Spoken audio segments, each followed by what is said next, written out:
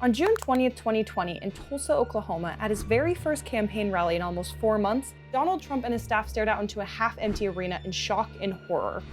While there were a variety of valid factors that could account for the humiliating rows of empty seats, most commentators attributed the abysmal rally turnout to an unlikely culprit: K-pop stans.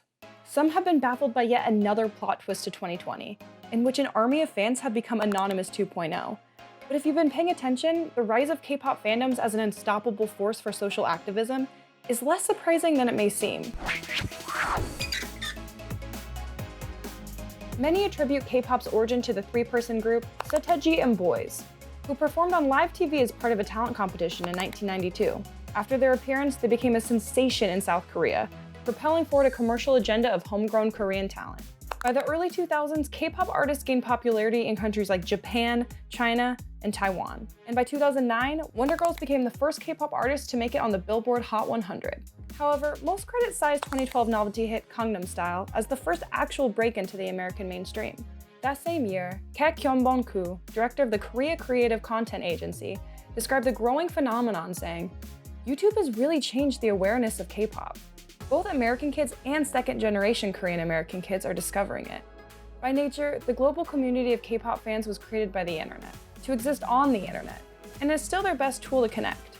Despite the fact that K-pop artists don't get much radio play, their popularity in the US has continued to grow due to social media and streaming. Eventually, the music industry could not ignore the viral potential of including K-pop acts in the events like award shows. BTS became the first Korean group to perform at the American Music Awards show in 2017. By 2018, they returned to the show, winning the Favorite Social Artist, on top of also winning the Top Social Artist award at the Billboard Music Awards that year. By 2019, BTS won 3 AMAs and came home with the second most awards of the night. Today, the K-pop industry is estimated to be worth over $5 billion globally, and bands sell out arenas around the world in minutes. And the industry only continues to grow as K-pop artists collaborate with even more popular US musicians, creating crossover amongst fan bases. And while fandom is nothing new, K-pop fans have perhaps surpassed the devotion of any other in the past. Many experts attribute the first modern fandom to the popularity of Arthur Conan Doyle's character, Sherlock Holmes. When Holmes was killed off in a short story in December 1893, as many as 20,000 readers canceled their subscriptions, and even more wrote letters to the publisher voicing their outrage. 8 years later, after continued pressure from the public and his publishers, Doyle brought Holmes back in the form of his infamous prequel, The Hound of the Baskervilles. He followed that up with a new series of short stories called The Return of Sherlock Holmes, which brought the character back to life for good. K-pop fans have since evolved to become the greatest marketing force behind their favorite bands, not only organizing promotion across social media, but they even buy out billboards themselves, taking over some of the most expensive advertising real estate, Times Square. However, fandoms don't just work together to promote their idols. They also do charity work, funding many projects around the world. Dating back to at least 20 years ago, Korean idols have encouraged fans to not send gifts and instead give their money and energy to charities. Their loyal fans follow philanthropic orders, sparking the community's involvement with social activism.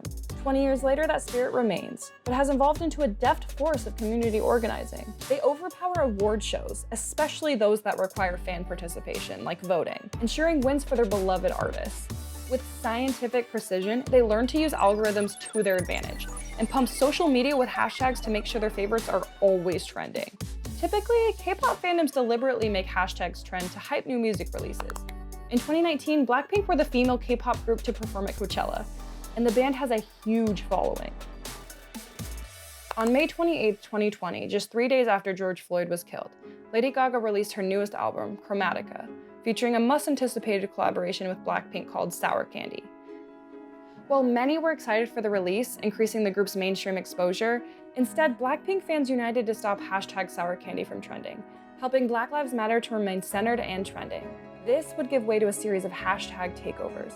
K-pop fans also infiltrated hashtags like White Lives Matter, Blue Lives Matter, and Whiteout Wednesday, in an effort to make it more difficult for white supremacists and sympathizers to promote their agenda and find one another. Just a few days later, K-pop activists struck again.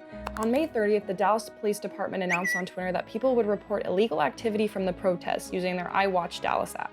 In response, K-pop stans organized to spam the app with fan cams, or short clips of K-pop performances, which historically, K-pop fans used to spam Twitter.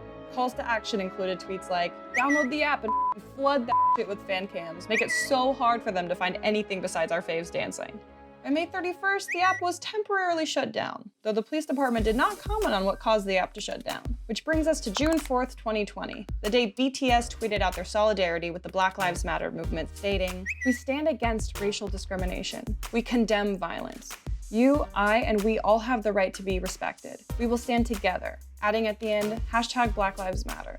Later this week, BTS and their record label donated $1 million directly to the organization. Haley Scales, BLM's managing director, said on their contribution, "Black people all over the world are in pain at this moment from the trauma of centuries of oppression. We are moved by the generosity of BTS and allies all over the world who stand in solidarity in the fight for Black lives." Moreover, in response, K-pop devotees announced that they had raised an additional $1 million to the organization to match BTS's donation. "We told you the BTS army does not play." Emboldened then by the momentum of activism and their favorite idols standing in solidarity, K-pop stans decided to take on Donald Trump. When Trump's presidential campaign posted a tweet inviting supporters to register for free tickets to the Tulsa rally, K-pop stans co-opted the link, realizing that you could reserve seats and not show up. Spreading the word through social media, their message ultimately went viral on several platforms, including TikTok. Mary Jo Lott from Fort Dodge, Iowa posted a TikTok on the subject, receiving 700,000 likes and over 2 million views, and she believes that at least 17,000 tickets were reserved based on the comments she received. Many users deleted their posts within 24 to 48 hours, hoping to keep the Trump campaign in the dark. And obviously it worked, as the campaign was astounded that their anticipated crowd of 100,000 supporters couldn't even fill the 19,000-seat arena. YouTuber Elijah Daniel, who participated in the prank, said of the social media activism, "These kids are smart and they thought of everything." And when he calls them kids, he isn't hyperbolizing. TikTok's largest demographic are 13 to 17-year-olds, a group that can't vote, but are making their civic voices heard regardless. But the K-pop community is far from perfect, and as a group they're still learning, growing, and coming to terms with their own inherent racism. In 2018, racism within the BTS army came to light as Black members spoke out about the harassment and erasure they experienced, using hashtags like Black Armies Equality and Black Armies Matter. Moreover, K-pop idols are often critiqued for appropriation, and even more insidious examples of racism, like blackface. Though often cultural commentators say there's a learning curve when it comes to handling race outside of Korea's largely homogenous culture. However, in an increasingly globalized world, excuses of ignorance are increasingly weak. Profiting from Black culture without honoring the history or giving due credit to Black artists is no longer excusable.